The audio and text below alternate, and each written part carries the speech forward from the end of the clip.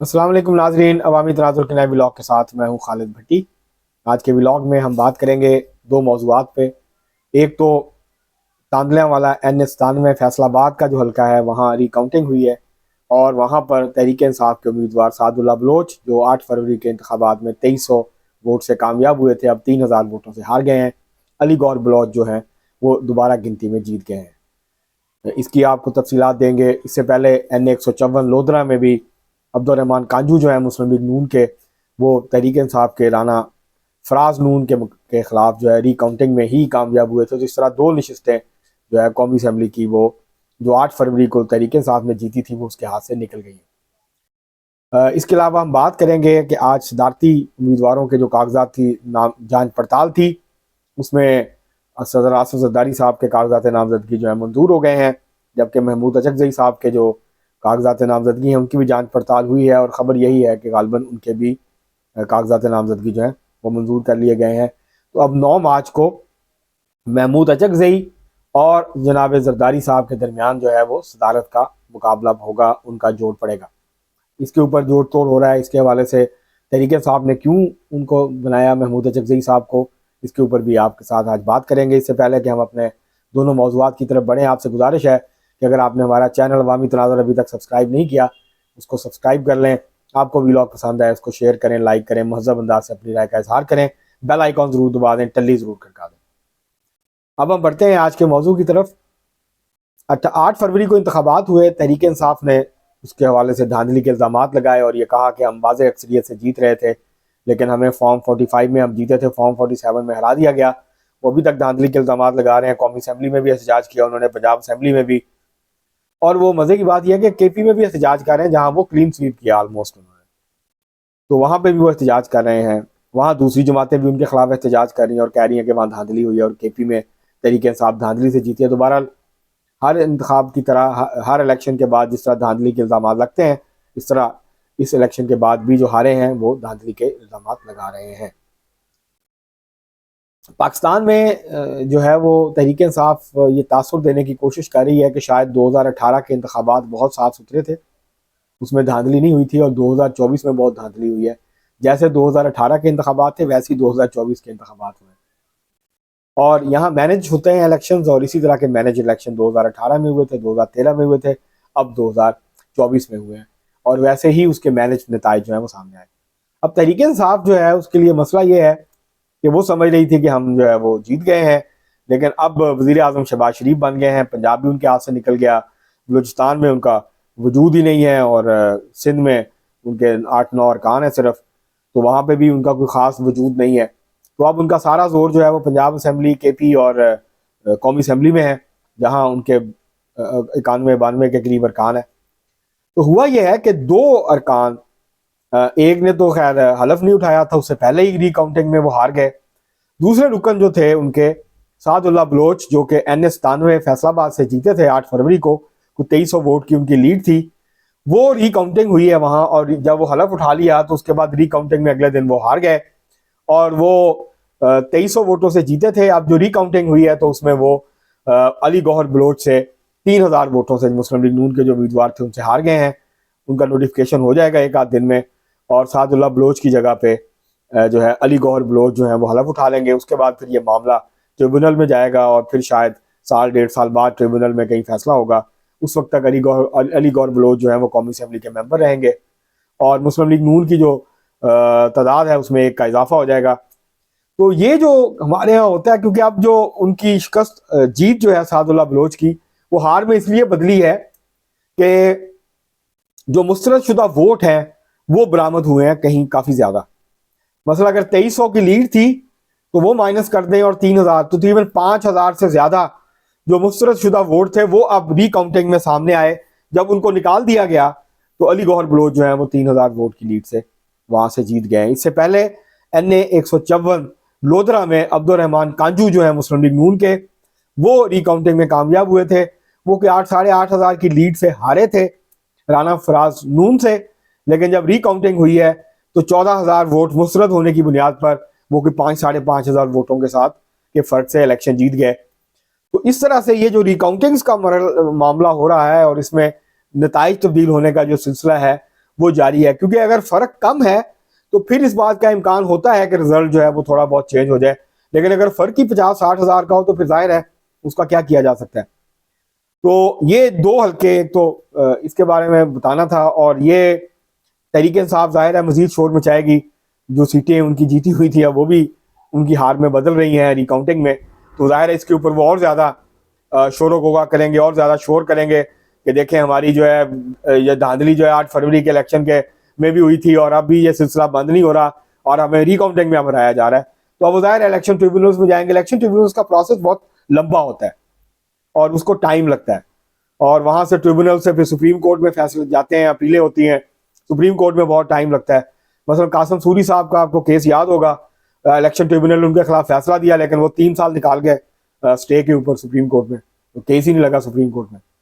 तो ये इस तरह से फिर मामला होते हैं, और फिर जिनका हक बनता है जो एक्चुअली जीते होते हैं वो असेंबली से बाहर बैठे रहते हैं, और ट्रिब्यूनल्स में ताखीर या फिर सुप्रीम कोर्ट में स्टे की बदौलत जो हारे हुए होते हैं वो असेंबली के अंदर एंजॉय कर रहे होते हैं, वो असेंबली के फ्लोर पे पर्क्स एंड प्रिविलेजेस ले रहे होते हैं, तनख्वाहें ले रहे होते हैं, और असेंबली मेंबर की हैसियत से जो है वो एंजॉय कर रहे होते हैं। तो ये सारा मामला जो है ये इस तरह का जो है वो मैकेनिज्म बनना चाहिए कि जैसे इलेक्शन खत्म हो उसके 2-3 महीनों में ये फैसले हो जाने चाहिए, कौन जीता कौन हारा, कहाँ धांधली हुई नहीं हुई, ये फैसले हो जाएं।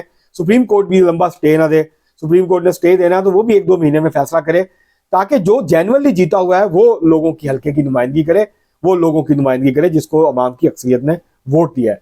जमहूरियत का असूल तो यही है। तो एक तो ये था, और ये 2 सीटें इस तरह से तहरीक इंसाफ जो जीती हुई थी अब वो हार गई है, और 91 नशिस्तें थी तो अब एक और कम हो गई, तो अब 90 रह जाएंगी। अब और पता नहीं कहाँ कहाँ पे क्या होगा। बहरहाल एक तो ये मौजू था। दूसरा मौजू ये था कि तहरीक इंसाफ ने बहुत हैरान कुन तौर पर महमूद अचकजई साहब जो पश्तूनख्वा मिली अवामी पार्टी के सरबराह हैं उनको सदारती उम्मीदवार अपना नामजद कर दिया, उनको जो है वो सदारती उम्मीदवार बना लिया अपना। ये बड़ा दिलचस्प फैसला है, क्योंकि ये वही महमूद खान अचकजई हैं जिनके बारे में तहरीक इंसाफ जो है इमरान खान साहब इनकी नकलें भी उतारा करते थे, इनको बहुत बुरा भला कहते थे, और उन्होंने बल्कि एक्टिंग भी की थी इनकी एक जलसे में, चादर ऊपर वो मुफरल जो है तहरीक इंसाफ का वो ओढ़ के, और वो कहा कि वो बड़ा दानिश्वर बनता है और पता नहीं क्या समझता है खुद को, और उनको अमेरिका का एजेंट और पता नहीं क्या कुछ कहा था। इस तरह महमूद अचकजई ने उनके बारे में जो कुछ कहा हुआ है ये तो हमारी तारीख का हिस्सा है। हमारे यहाँ असूलों की सियासत तो होती नहीं है, वो मुस्लिम लीग नून करे, वो कोई और करे, या तहरीक इंसाफ करे, दावे करते हैं असूलों के नजरियात के, लेकिन ना इनके कोई नजरियात हैं ना इनके कोई असूल है। ताकत के असूल के लिए कुछ भी कर सकते हैं।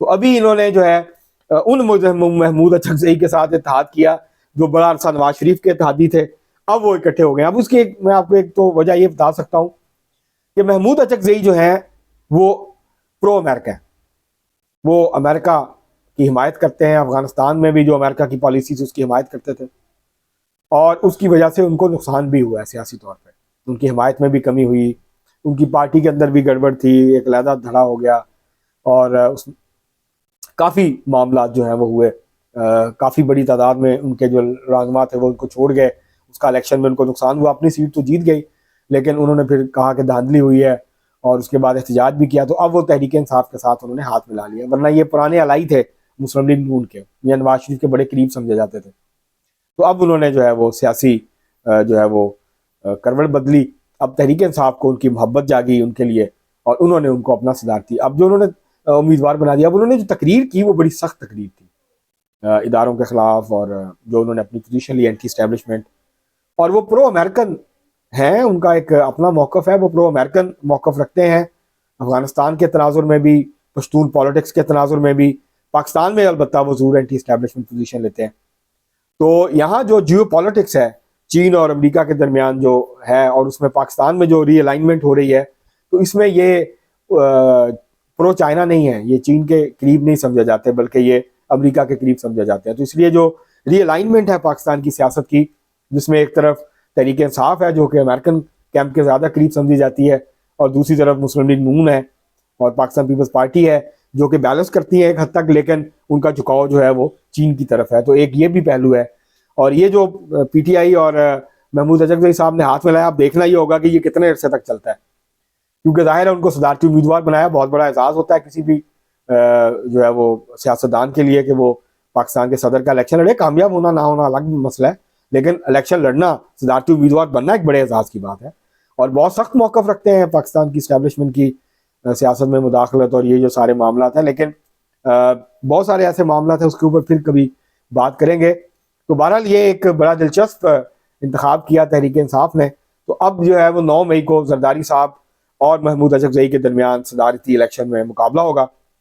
जाहिर है वाज़ेह अक्सरियत हासिल है पाकिस्तान पीपल्स पार्टी को और आसिफ जरदारी साहब को, तो वो इलेक्शन जो है वो जीतने में कामयाब हो जाएंगे और पाकिस्तान के अगले सदर बन जाएंगे। लेकिन ये बड़ा दिलचस्प मिलाप होगा, ये कितनी अरसे तक चलता है, कितनी देर तक तहरीक इंसाफ और महमूद अचकजई एक दूसरे की तारीफें करते हैं, एक दूसरे के साथ खड़े होते हैं, या फिर दोबारा से इनका माजी इनको सताता है और फिर माजी के हवाले से दोबारा ये उसी किस्म की गुफ्तगू करते हैं। तो ये तो वाकया हालात व वाकयात पर डिपेंड करता है, तहरीक इंसाफ की सियासत पर डिपेंड करता है। लेकिन तहरीक इंसाफ ने एक और वाज़ेह पैगाम दिया है महमूद अचकजई साहब को नॉमिनेट करके कि वो इस्टेब्लिशमेंट के साथ, जो इस वक्त इस्टेब्लिशमेंट की क़यादत है, उसके साथ सुलह करने के मूड में नज़र नहीं आती। वो मुसलसल दबाव बढ़ाने की कोशिश कर रहे हैं, वो उनको दबाव बढ़ा रहे हैं कि वो उनके साथ बातचीत करें और इमरान खान साहब की जो रिहाई है उसका कोई रास्ता जो है, उसका कोई दरवाज़ा खुले। वो इस्टेब्लिशमेंट के साथ बातचीत का दरवाज़ा खोलना चाहते हैं। तो ये उस सिलसिले में भी मूव है कि हम ये भी कर सकते हैं। तो ये भी एक पैगाम जो है वो देने की तरीके से आपने कोशिश की है इस्टेब्लिशमेंट को, लेकिन उसके जवाब में और भी किस्म का पैगाम जो है वो आ सकता है इस्टेब्लिशमेंट की तरफ से। तो अब ये देखना होगा कि ये जो इस वक्त सियासी जो हरकत व सकनात हो रही हैं, जो चालें चली जा रही हैं, इसका क्या नतीजा निकलेगा और किस तरीके के साथ मामला आगे बढ़ेंगे। लेकिन कौमी असम्बली में बहरहाल तहरीक इंसाफ जो है वो बहुत जारहाना मूड में है। उन्होंने कल शहबाज शरीफ साहब के लिए तकरीर करना जो है वो उसको दूबर कर दिया था। बहुत उनके खिलाफ उन्होंने नारे लगाए और सारा कुछ जो है शोर शराबा किया, जवाब में नून लीग ने भी किया। लेकिन जब उन्होंने तकरीरें की तो फिर नून लीग ने या हुकूमती पार्टी ने या हुकूमती इत्तेहादी अरकान ने उनका शोर नहीं किया, उस तरह से उनको वो नहीं किया, एहतजाज नहीं किया। तो ये लगता है कि कौमी असम्बली के हर इजलास में यही होगा और वो कोशिश करेंगे कि डिस्टर्ब करें, जो है वो रुकावट डालें और जो तकारीन है या जो बातचीत है वो ना सुने, उनकी सुनी जाए लेकिन वो किसी की ना सुने। अब देखते हैं कि हुकूमती इत्तेहाद ये रवैया कब तक बर्दाश्त करते हैं और फिर जो है वो उसका जवाब जिस तरह की तरीके साफ करेगी फिर उस तरह का जवाब आना शुरू होगा और फिर हालात जो हैं वो और ज़्यादा सियासी तौर पर कशीदा हो जाएंगे। अब तक के लिए इतना ही, बहुत शुक्रिया।